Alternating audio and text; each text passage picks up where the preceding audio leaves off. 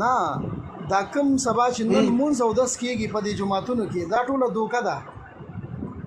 دا د الله پاک سره دوکه ده او د خپل ځان سره دوکه ده. ځان له په زور باندې تسلي ورکول دي دا زه ښکلی کار کوم.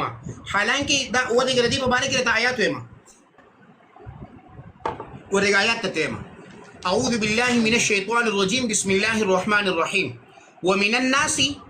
بعضې خلک داسې دي من یقولو چې هغوی دا خبره کوي آمنا چې موږ هم امن ورکوونکي یو، موږ اعتماد کوونکي یو د الله پاک په آیاتونو باندې.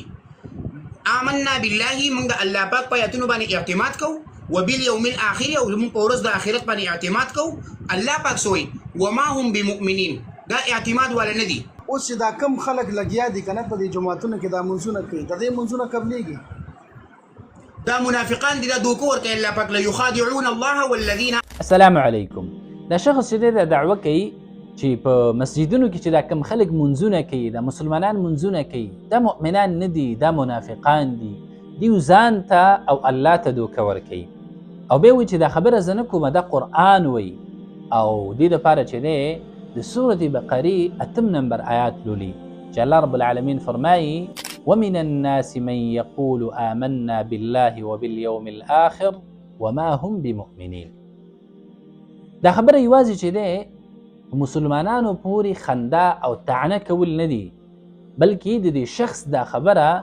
د الله د کتاب یو آیات راخلي د بل آیات په مقابله کې ودري. او دا خلک چې دا دعوه کوي چې موږ قرآن منو، نو راځي د دې دا خبره به چې قرآن کریم ته پیش کو چې قرآن کریم څه وایي د دې په باره کې. د دې انسان دا دعوه ده چې هغه مسلمانان چې په جماعتونو کې منځونه کوي، د منځ پابندي کوي، دا مؤمنان نه دي بلکې دا منافقان دي. او به د دغه آیات نه استدلال کوي دا کوم آیات چې ما ولستو. خو الله رب العالمین چې په سوره توبه کې بل څه وایي. الله رب العالمین فرمایي انما يعمر مساجد الله من آمن بالله واليوم الآخر واقام الصلاة وآتى الزكاة ولم يخش الا الله. الله فرمایي یوازې هغه خلک جماعتونه آبادي چې هغوی په الله باندې په ورځ د آخرت باندې ایمان لري، واقام الصلاة وآتى الزکاة او منځونه قایموي، زکات ورکوي. نو الله رب العالمین هغه خلکو ته خطاب د مؤمن کوي، د هغه خلکو په باره کې دا ګواهي ورکوي کوم خلک چې د الله جماعتونه آبادوي، کوم خلک چې منځونه قایموي، کوم خلک چې زکات ورکوي. او دا وایي چې نه، الله فرمایي په سورة بقره کې چې دا منځ کوونکي دا منافقان دي. نو که چېرته موږ د دې دا معنا صحیح وګڼو او دغه آیات چې کوم لوستلی دی هغه د مسلمانانو په باره کې دی، د هغه خلکو په باره کې چې هغه منځونه کوي، نو دې آیات کې خو الله وایي چې نه منځ کوونکي مؤمنان دي. نو دا خو 2 آیاتونه د یو بل ضد او ټکراو کې راغلي. خو د الله رب العالمین کلام د تناقض نه، د ټکراو نه او د دې ټولو عیبونو نه خالي دی. اصل کې محترم ورونو د چې کوم آیات لوستلی دی د سورة بقرې هغه د هغه خلکو په باره کې نازل شوی دی چې هغوی په الله باندې ایمان نه لره، هغوی په ورځ د آخرت باندې ایمان نه لره، هغوی د ټولو شیانو ته چې دی دروغجنې قصې ویلې. د انسان چې دی رالګي او هغه آیات کریمه چې الله رب العالمین د کافرانو په باره کې نازل کړی، د هغه خلکو په باره کې چې د هغوی په زړونو کې ایمان نه و، هغوی په الله باندې ایمان نه لره، هغوی په ورځ د آخرت ایمان نه لره، هغوی د رسول الله صلی الله علیه وسلم په رسالت باندې ایمان نه لره.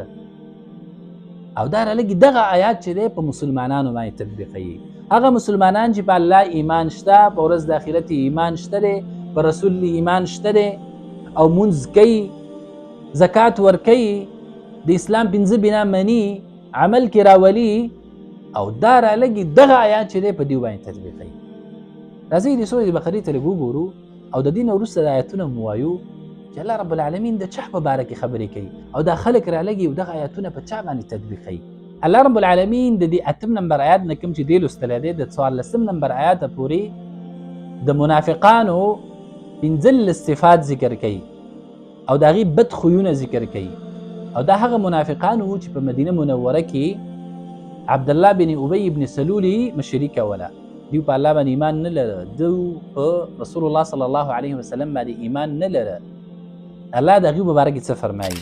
ومن الناس من يقول او بعضی د خلکو نه هغه څوک دي چې دا دعوه لري او دا خبره کوي آمنا بالله چې موږ په الله باندې ایمان راوړی وباليوم الاخر او په ورځ د اخرت هم ایمان راوړی وما هم بمؤمنین سره د دینه دیو مؤمنان نه دي یعنی دیو په اصل کې مؤمنان نه دي صرف دا دعوه کوي او تر لګي د آیات په هغه چا باندې تطبیقي چې هغه په الله ایمان لري د زړه نه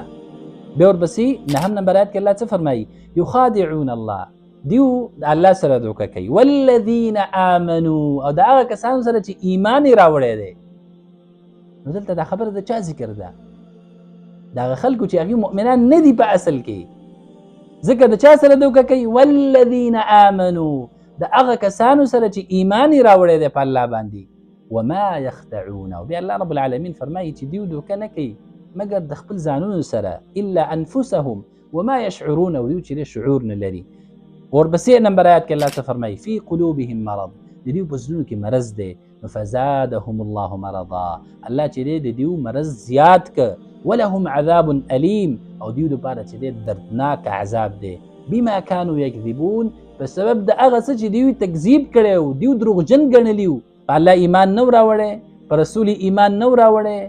او دغه رنګي په ورځ د آخرت ایمان نو راوړی د ټولو باندې چې تکذیب کړی او ته چې نه د هغه کسانو باره کې دی د آیات چې هغوی منځونه کوي هغوی په الله ایمان راوړی دی سبحان الله بیا ورپسې الله رب العالمین څه فرمایي په 11 نمبر آیات کې واذا قیل لهم لا تفسدوا کله چې دوی ته وویل چې تاسو فساد مه کوئ په ځمکه کې لا تفسدوا في الارض نو دوی څه وایي قالوا انما نحن مصلحون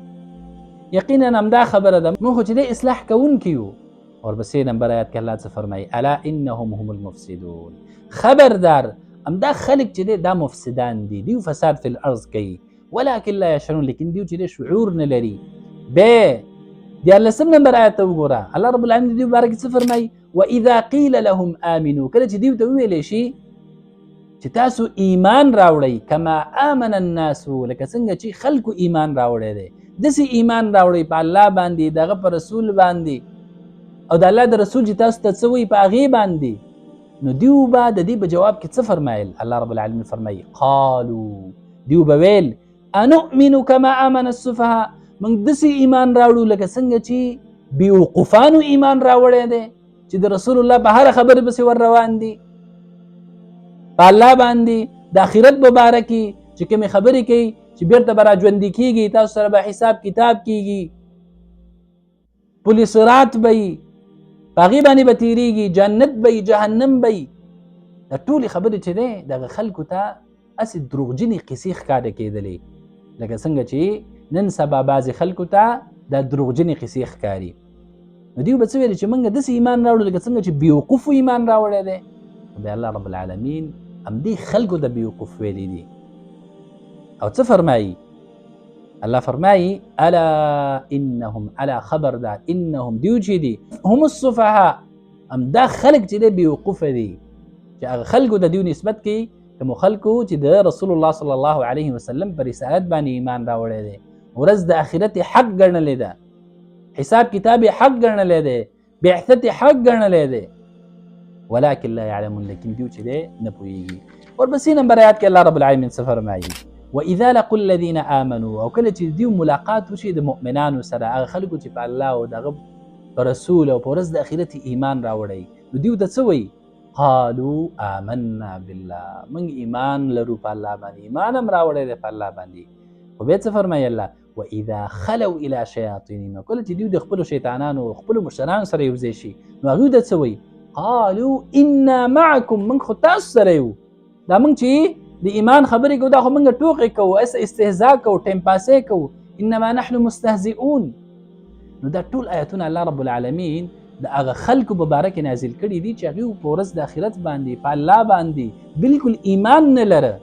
او دا ظالم را پاڅېږي او په دې آیتونو د الله کې تحریف کوي معناګانې بدلوي هغه آیتونه چې الله د کافرانو په باره کې نازل کړي د هغه منافقانو په باره کې نازل کړي چې هغوی په زړونو کې ایمان نه و هغوی په الله باندې ایمان نه لره